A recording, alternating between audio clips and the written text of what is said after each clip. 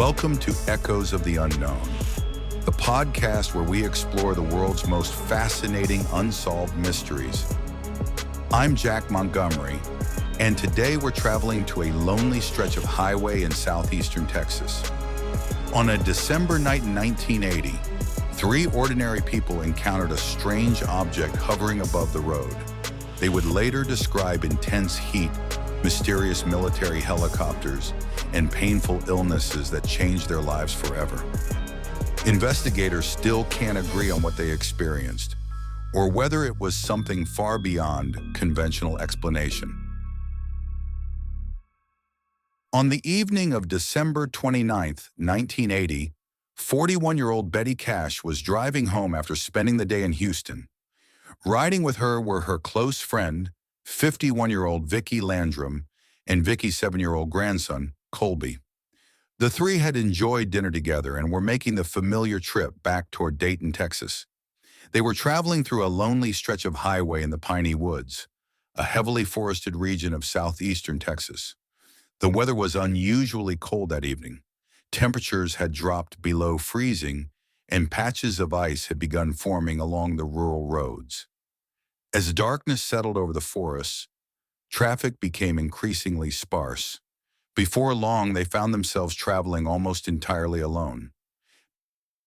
Betty was an experienced driver and not someone easily rattled. Friends described her as practical, independent, and skeptical by nature. Vicki was deeply religious and known for her strong Christian faith. Young Colby, like most 7-year-olds, was excited simply to be riding with his grandmother and her friend. There was nothing unusual about the evening, and nothing suggested that this routine drive would become one of the most controversial UFO cases in American history. Shortly after 9 p.m., as Betty drove along Farm to Market Road, 1485, near the small community of New Caney, she noticed an intense light shining through the trees ahead. At first, she assumed it was an aircraft descending toward a nearby airport, but as the vehicle rounded a curve, it became immediately obvious that this was no ordinary airplane. Hovering above the roadway was a brilliant diamond-shaped object, unlike anything any of the three witnesses had ever seen. They estimated it was roughly the height of a water tower and glowed with an intense orange-yellow light that illuminated the surrounding forest. Flames appeared to pour downward from its underside in powerful bursts, giving the impression that the object was somehow suspended above the highway by enormous jets of fire. Betty slowed the car to a stop. For several moments, the object remained directly ahead of them, blocking the road. The witnesses later said the heat pouring from the craft became almost unbearable. Even inside the car, they claimed they could feel warmth radiating through the windshield. Betty eventually stepped outside to get a better look.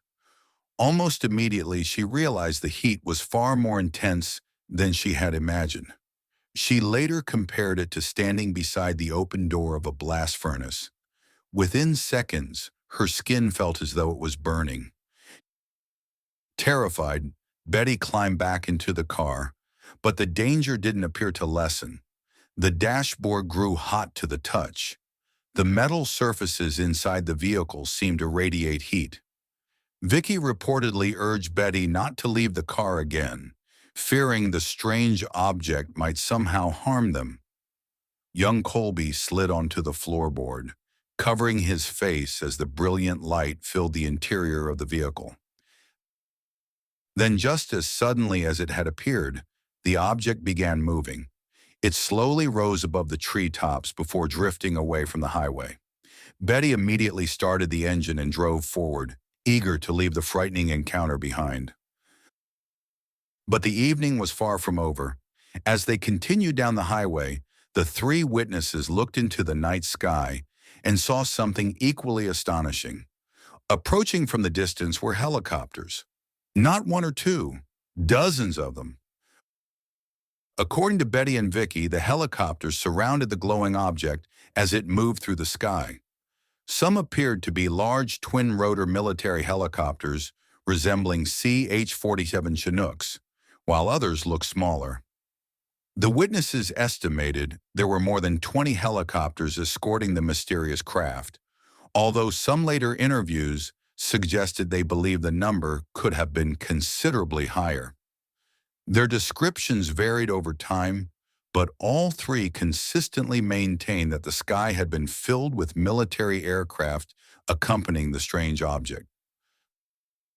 For the witnesses, that observation transformed an extraordinary sighting into something even more unsettling. If those helicopters truly were military aircraft, what exactly were they escorting? And if the United States military knew what the object was, why has no satisfactory explanation ever emerged? By the time Betty finally arrived home later that evening, she believed the encounter was over. She had no way of knowing that the most frightening part of the story was only beginning. The next morning, Betty Cash awoke feeling far worse than she had the night before. She was nauseated and exhausted. Her eyes burned painfully, as though they had been exposed to intense heat or bright light. Within hours, blisters began appearing on her face, neck, and scalp. Large patches of her skin turned red, resembling a severe sunburn despite the fact that it was the middle of winter and she had spent only a few minutes outside the car. Her condition deteriorated rapidly. Before long, clumps of her hair began falling out. Betty was eventually admitted to the hospital, where doctors treated her for symptoms that included severe burns, dehydration, vomiting, and extensive skin damage. According to medical records and later interviews, some physicians compared her injuries to those suffered by patients exposed to high levels of radiation, although no doctor was ever able to identify a definitive cause. Betty remained hospitalized for several weeks and would later undergo multiple treatments as she struggled with recurring health problems for years afterward. Vicky Landrum and young Colby also became ill, although neither appeared to suffer injuries as severe as Betty's. Vicky developed painful skin irritation, nausea, headaches, weakness, and hair loss. Colby experienced redness on his face, eye irritation, nausea, and other symptoms that concerned his family. While both eventually recovered more fully than Betty, they maintained that their health had never been quite the same after that December night. The similarities between their illnesses immediately raised troubling questions. If all three had developed symptoms after witnessing the same strange object, what had they actually been exposed to? As news of the incident spread, UFO researchers took notice almost immediately.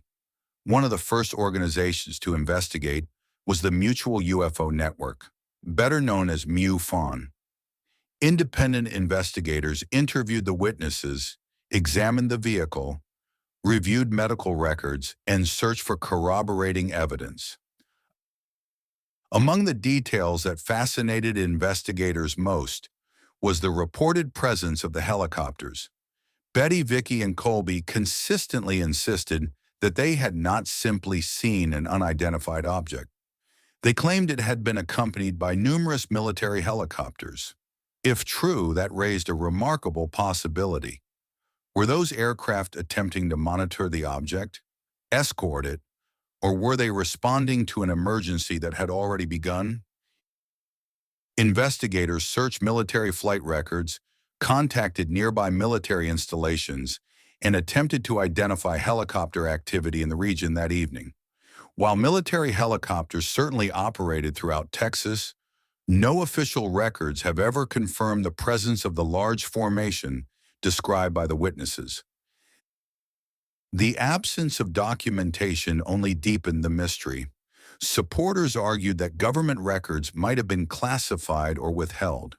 Skeptics countered that the witnesses may simply have overestimated what they saw during an intensely stressful event. Neither explanation has ever fully resolved the question. As public interest grew, Betty, Vicky, and Colby remained remarkably consistent in the core details of their account. While some estimates, such as the exact number of helicopters, varied over the years, the central story never changed. They maintained that they had encountered a brilliant diamond-shaped object emitting tremendous heat before witnessing what they believed was a large group of military helicopters accompanying it across the night sky. Convinced that some branch of the United States government must have been involved, Betty and Vicky eventually took an extraordinary step. In 1982, they filed a lawsuit against the government seeking $10 million in damages. Their argument was straightforward. If military helicopters had been escorting the object, then the government either knew what it was or owned it. The lawsuit attracted national media attention and transformed what had been a regional mystery into one of the most widely discussed UFO cases in American history. But proving that claim would require evidence. And frustratingly, that was something investigators still did not have. No photographs, no radar data, no recovered debris, no military records confirming the helicopters, only 3 witnesses, and a mystery that refused to fade away. None of the available evidence definitively proved what had happened that December night. More than 45 years later, the case remains suspended between competing explanations, each with strengths and weaknesses of its own. Those who believe the witnesses encountered something extraordinary point first to the consistency of their accounts. Betty, Vicky, and Colby were interviewed numerous times over the years, often separately. While small details naturally varied, as they often do in eyewitness testimony after traumatic events, the central elements of their story remain remarkably stable. They consistently described a brilliant diamond-shaped object hovering above the roadway, tremendous heat radiating from it, and what they believed was a large formation of military helicopters accompanying the object as it departed. Supporters argue that the witnesses had little to gain from fabricating such a detailed account, particularly given the public scrutiny that followed. The reported medical problems have also fueled decades of debate. Betty's injuries were well documented, and there is little question that she became seriously ill shortly after the encounter. Medical records confirm that she suffered severe skin irritation, hair loss, nausea, vomiting, and prolonged health complications. Vicky and Colby also experienced symptoms, although considerably less severe. What remains uncertain is whether those illnesses were connected to the object they reported seeing. Some physicians remarked that Betty's symptoms resembled those associated with radiation exposure, but no medical testing ever established radiation as the cause, and no doctor concluded that her injuries could only have resulted from exposure to an unknown craft. The helicopters remain one of the case's most puzzling aspects. If dozens of military aircraft truly surrounded the object, it would seem likely that someone else should have seen them, or that official flight records would confirm their presence. Yet despite years of investigation, no documentation has ever emerged verifying the large helicopter formation described by the witnesses. Some researchers have suggested that classified military operations might explain the absence of records, while skeptics argue that the witnesses may have unintentionally exaggerated the number of helicopters or misinterpreted ordinary aircraft seen under stressful circumstances. Neither explanation has been universally accepted. Over the years, investigators have proposed a variety of possible explanations. Some believe the witnesses encountered a classified military aircraft or an experimental propulsion system whose exhaust produced intense heat. Others have suggested that a conventional helicopter operation, combined with unusual atmospheric conditions and the stress of the moment, may have altered the witnesses' perceptions of what they were seeing. UFO researchers, meanwhile, continue to argue that the object's appearance, behavior, and reported effects do not closely resemble any known aircraft operating in 1980.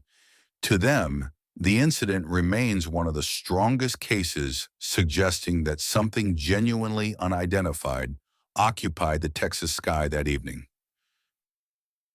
There are also unanswered questions surrounding the physical effects themselves.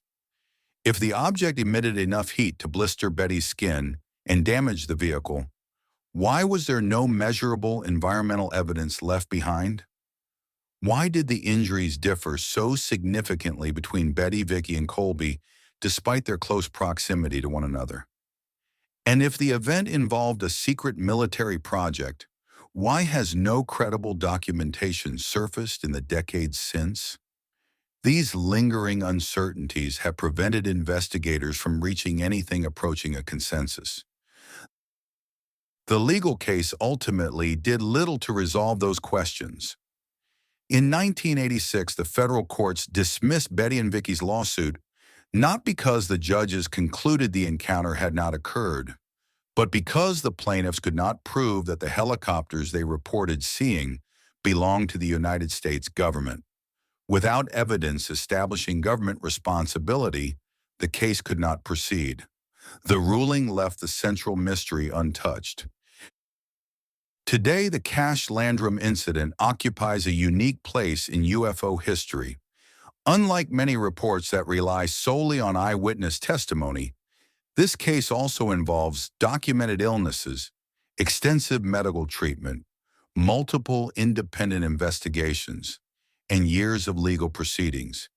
Yet despite all of that attention, no explanation has managed to account for every aspect of the story in a way that satisfies both believers and skeptics. And perhaps that's why the case continues to endure. It sits in the uncomfortable space between certainty and speculation, a place where compelling testimony exists alongside unanswered questions, where documented facts coexist with extraordinary claims, and where every proposed explanation seems to solve some parts of the mystery while leaving others unresolved.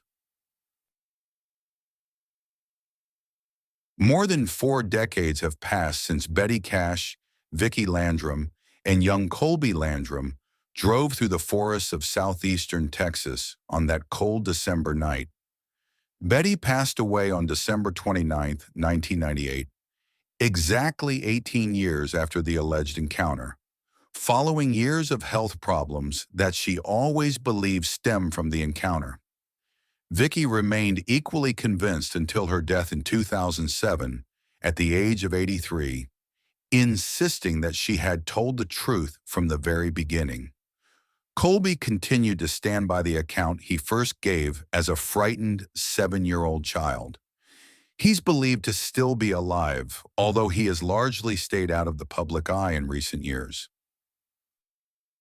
The Cash Landrum incident remains one of the most unusual cases in the history of UFO research because it combines several elements that rarely appear together. There were multiple witnesses. There were documented medical problems that began shortly after the reported encounter. There was a lengthy legal battle against the federal government, and there were years of investigations by journalists, UFO researchers, and skeptics alike. Yet for all of that attention, the central questions remain unanswered. What was the brilliant object that the witnesses reported seeing? Were military helicopters actually present that evening? If so, what role, if any, did they play? And what, if anything, caused the illnesses that followed? Some researchers remain convinced that the witnesses encountered a classified military project whose existence has never been publicly acknowledged. Others believe they experienced an extraordinary but ultimately misunderstood combination of natural events, conventional aircraft, and human perception under stressful conditions.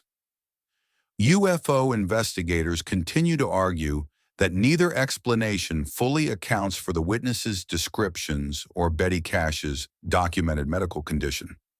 Skeptics, meanwhile, point out that extraordinary claims require extraordinary evidence, and that despite decades of investigation, no physical evidence has ever emerged that conclusively supports the more extraordinary interpretations. Perhaps that's why the Cache Landrum incident continues to fascinate both believers and skeptics.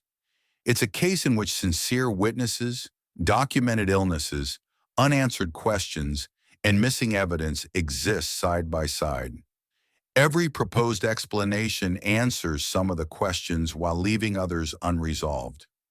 Depending on how one weighs the evidence, the case can appear either deeply compelling or deeply inconclusive. Whatever happened on that lonely Texas highway in December 1980, it left a lasting mark on the three people who said they experienced it. Their account has survived decades of scrutiny, criticism, investigation, and debate without ever being conclusively proven or conclusively disproven. In the end, the Cache Landrum incident serves as a reminder that some mysteries endure not because we lack theories, but because none of them fully explain the evidence we have. Thank you for listening to today's episode of Echoes of the Unknown. If you found this story compelling, please don't forget to subscribe, leave a review, and share the podcast with fellow mystery lovers. Your support helps us continue exploring the world's most fascinating unsolved mysteries, one story at a time. Until next time, stay safe, stay curious, and remember, sometimes the most enduring mysteries are the ones that leave us searching for answers long after the evidence has grown cold.